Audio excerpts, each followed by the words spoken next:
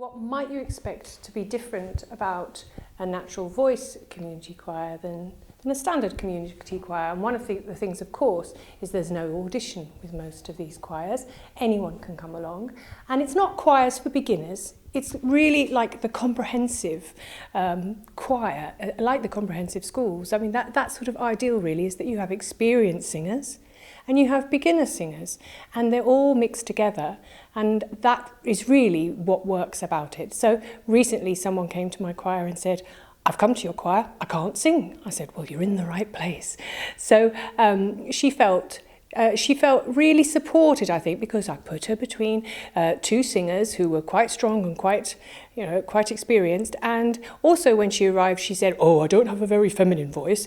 And I said, "That's okay, I'll put you in the tenors," because we have lots of women who have deep voices who sing in the tenors.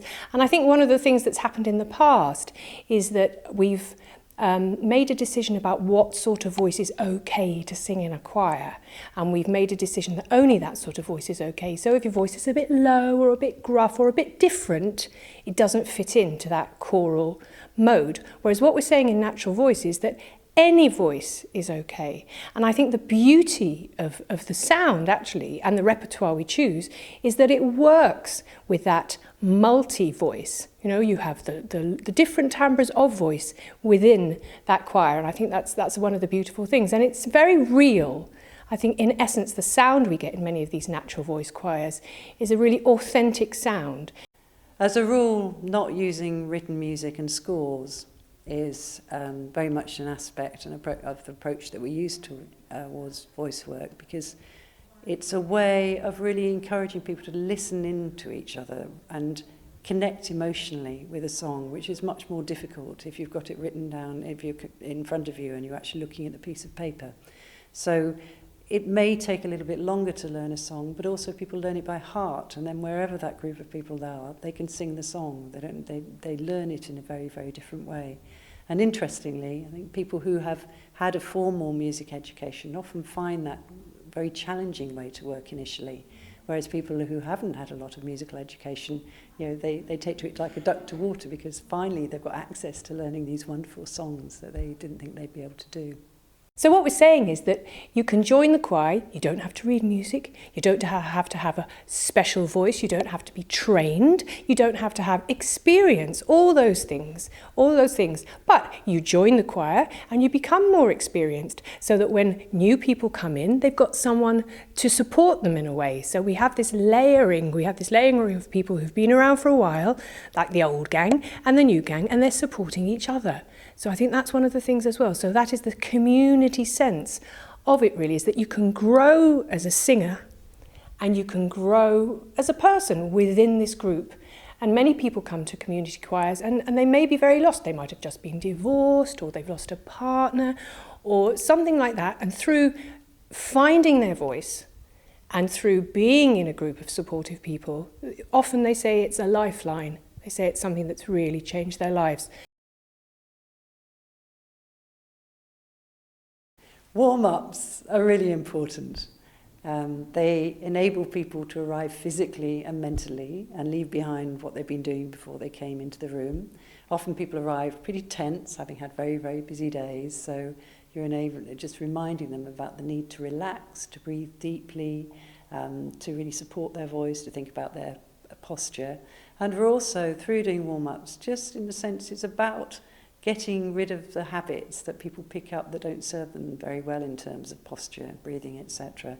And the other thing is just to really connect in with the people that you're going to be singing with and lighten up a bit, and just gradually then do a bit of vocal warming up, getting your voice used to the idea that it's going to be singing. So those are tremendously important.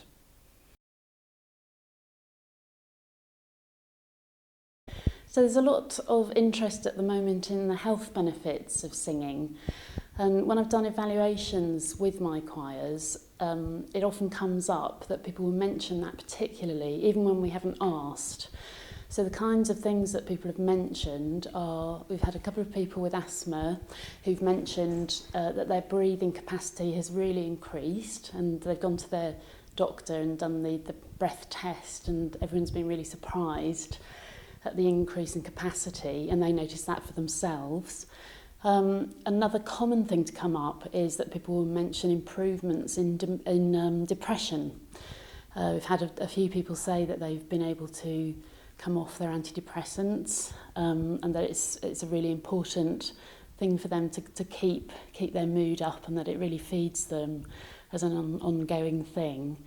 Then there are other things like with Parkinson's, singing can really help people's voices, because your voice can get weaker when you have Parkinson's.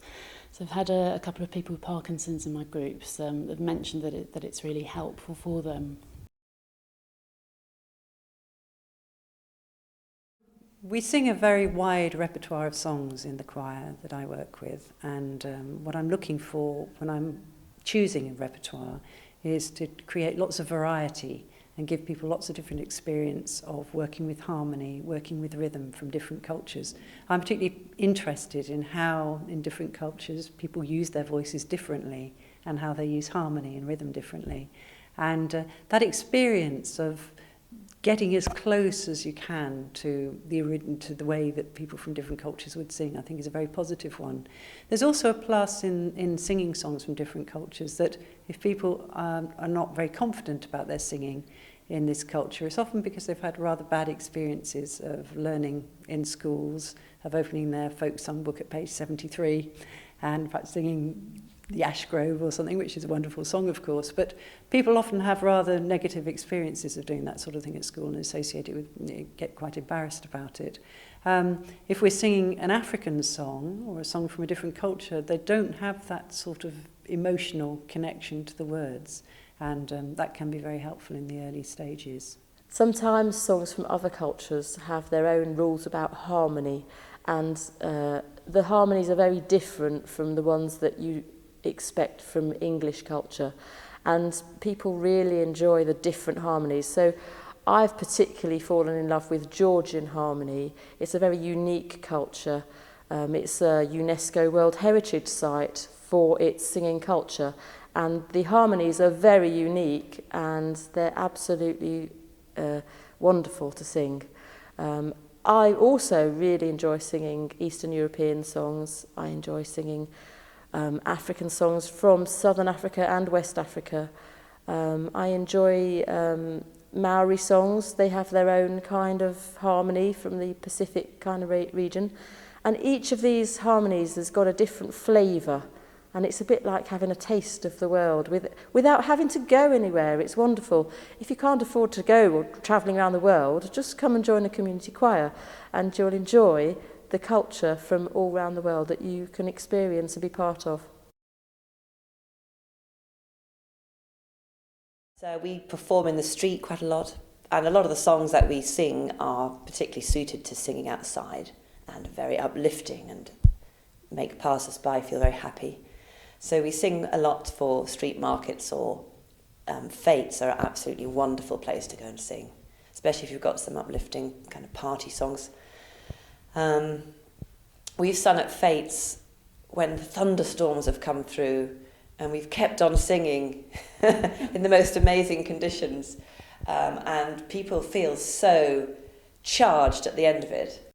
So one of the nicest things one of my groups has done in the last year is, and this is an over 50s singing group, they've actually gone to sing at a dementia daycare centre. We have a bit of a connection with them, and it's been a real win-win situation. The group really enjoy being able to give something to other people, and the people in the day centre have responded. We've made a bit of an ongoing relationship, so we go once every half term now. We don't really do formal performances, but we're always looking out for connections we can make, and make connections to other people and groups in the community. We've also done some singing at a local apple day, so we've gone to wassail the apple trees in a community orchard, and that was part of a sort of informal local event. So that kind of thing is always, it's great to sort of embed people a bit more in the local community and really add something to what's going on.